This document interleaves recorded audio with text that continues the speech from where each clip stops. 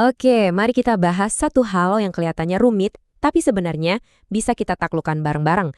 Hari ini kita akan ubah pencarian literatur yang biasanya bikin pusing jadi sebuah proses yang sistematis, terkelola, dan bahkan seru.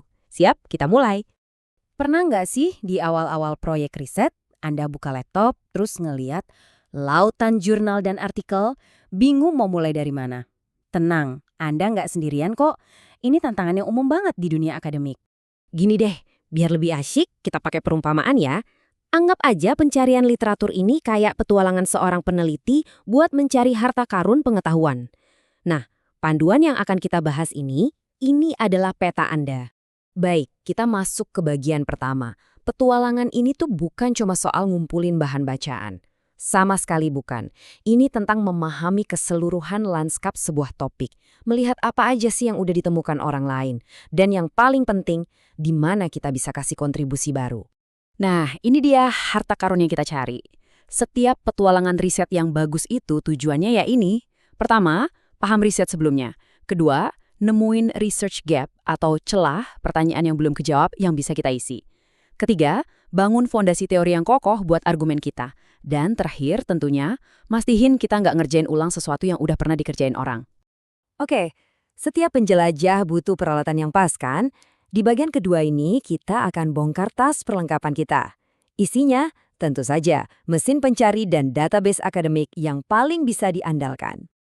Sekarang kita lihat perbandingan dua raksasa ini. Google Scholar itu ibaratnya jaring besar, bagus banget buat pencarian awal yang luas di berbagai bidang. Sementara itu, Semantic Scholar ini lebih canggih. Dia pakai AI buat nunjukin riset mana yang paling berpengaruh atau bahkan bisa bantu meringkas artikel. Jadi, Anda bisa lebih cepat nemuin sumber yang paling relevan. Selain mesin pencari, ini dia gudang harta karun utamanya. Database kayak Scopus dan Web of Science ini isinya artikel-artikel super berkualitas yang udah lewat review ketat.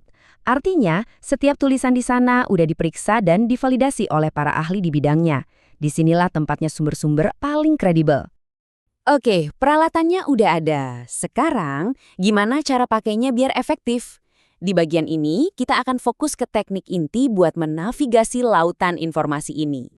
Anggap kata kunci itu kompas Anda. Langkah pertamanya selalu pecar topik riset Anda jadi konsep-konsep inti.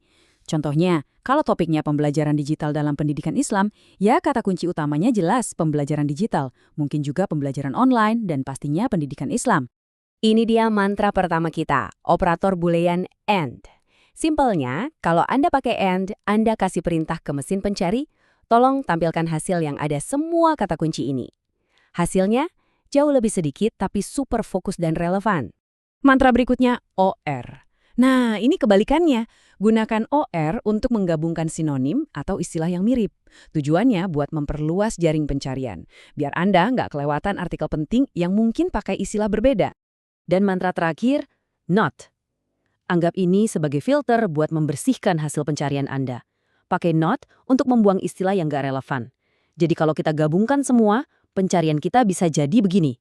Pembelajaran digital or pembelajaran online and pendidikan Islam, NOT dasar. Jauh lebih tajam kan? Oke, menemukan sumber itu baru satu langkah. Langkah berikutnya yang nggak kalah penting adalah memastikan kualitasnya. Jadi mari kita bahas cara membedakan mana harta karun dan mana, ya, sampah. Karena nggak semua yang dipublikasikan itu sama kualitasnya. Hati-hati, ada yang namanya jurnal predator. Ini jebakan dalam petualangan kita. Jurnal-jurnal ini biasanya nggak punya proses review yang benar. Kalau Anda sampai mengutip dari sini, wah, ini bisa merusak reputasi dan kredibilitas penelitian Anda secara serius. Jadi, gimana dong cara menghindarinya? Gampang, selalu cek beberapa hal ini. Pertama, jurnalnya terindeks di database besar nggak, kayak Scopus atau Web of Science. Kedua, proses peer review-nya jelas. Ketiga, berapa banyak peneliti lain yang mengutip artikel itu. Dan terakhir, artikelnya masih relevan kan? Nggak terlalu jadul? Anggap ini sebagai kompas kualitas Anda. Kita sudah hampir sampai di akhir petualangan nih. Sekarang, waktunya kita rangkum semuanya dalam sebuah alur kerja yang jelas dan kita intip sedikit gimana teknologi, terutama AI, membentuk masa depan pencarian literatur.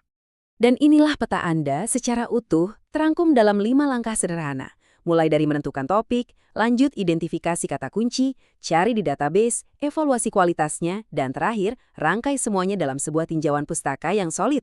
Kutipan ini bener banget. Meskipun sekarang ada AI yang bisa bantu banyak hal, kemampuan dasar untuk mencari, memilah, dan mengevaluasi secara kritis itu tetap ada di tangan kita, para penelitinya. Keterampilan ini nggak tergantikan. Sebagai penutup, saya mau tinggalin satu pertanyaan buat direnungkan. Teknologi itu alat yang luar biasa canggih.